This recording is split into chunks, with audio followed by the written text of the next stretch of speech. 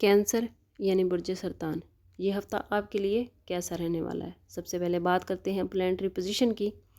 کینسرین 20 فروری کو پائسس کا birth month start ہو رہا ہے، جو آپ کو پوٹینشل اور پاور دیتا نظر آتا ہے۔ مرکری پائسس میں چلا جائے گا اور جوپیٹر جیمنائی میں۔ 23 فروری کو مارس آپ کے گھر میں ڈائریکٹ ہو رہا ہے۔ سٹارز کی یہ پوزیشن آپ کو ذہنی تناؤ کم کرنے میں مدد دے گی۔ آپ اپنے اندر انرجی محسوس کریں گے۔ کینسرین مون اس وقت آپ کے تیسرے گھر میں ہے۔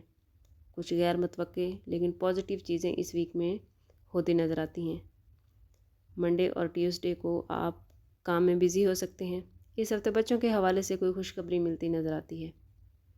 وینسڈے اور تھرسڈے آمدن کے لحاظ سے بہت بہترین ہیں۔ اس ہفتے کام کا پریشر بہت زیادہ ہوگا، اس لیے آپ کچھ پریشان بھی رہ سکتے ہیں، لیکن ہفتے کے اینڈ تک آپ کے معاملات بہترین ہو جائیں گے۔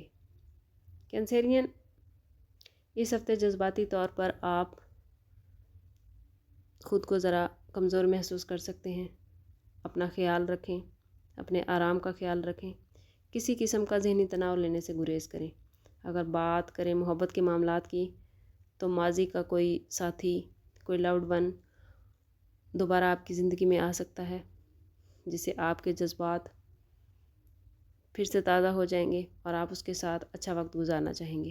شادی شدہ جوڑے ایک معیاری زندگی گزارتے نظر آتے ہیں۔ اگر کیریئر کی بات کریں تو اس ہفتے آپ کو ملازمت کی جگہ پر دل لگا کر کام کرنے کی اور محنت سے کام کرنے کی ضرورت ہے۔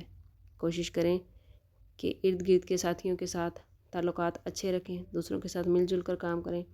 کاروباری حضرات کے لیے ضروری ہے کہ کاروبار میں سرمایہ کرنے سے گریز کریں۔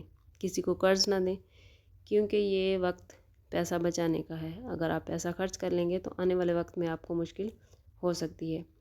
صحت کے حوالے سے کینسرین آپ کو اچھی خوراک، متوازن غذا اور ورزش کی ضرورت ہے۔ مٹھائی یا الکحل والی چیزیں کھانے سے گریز کریں۔ تعلیمی لحاظ سے طلباء کے لیے یہ ہفتہ 50-50 کا رجحان لے کر آ رہا ہے۔ اگر وہ محنت کریں گے تو کامیاب ہوں گے، لیکن اگر محنت نہیں کریں گے تو آنے والے وقت کے لیے ان کو مشکلات پیش آ سکتی ہیں۔ اس ہفتے آپ لوگوں کا لکی کلر سلور اور لکی نمبر 4 ہے۔ کینسرین صدقہ رد بلا ہے اور درود شریف میں ہمارے تمام مسائل کا حل۔ کوشش کریں کہ ریگولر بیس پہ اپنا صدقہ دیں اور جتنا ہو سکے چلتے پھرتے اٹھتے بیٹھتے حضور صلی اللہ تعالیٰ علیہ وسلم کی بارگاہ اقدس میں درود پاک کا نذرانہ پیش کریں۔ اللہ تعالیٰ آپ کو دنیا اور آخرت کی آسانیاں نصیب فرمائے۔ ملتے ہیں کسی اگلی ویڈیو میں، تب تک کے لیے اللہ حافظ۔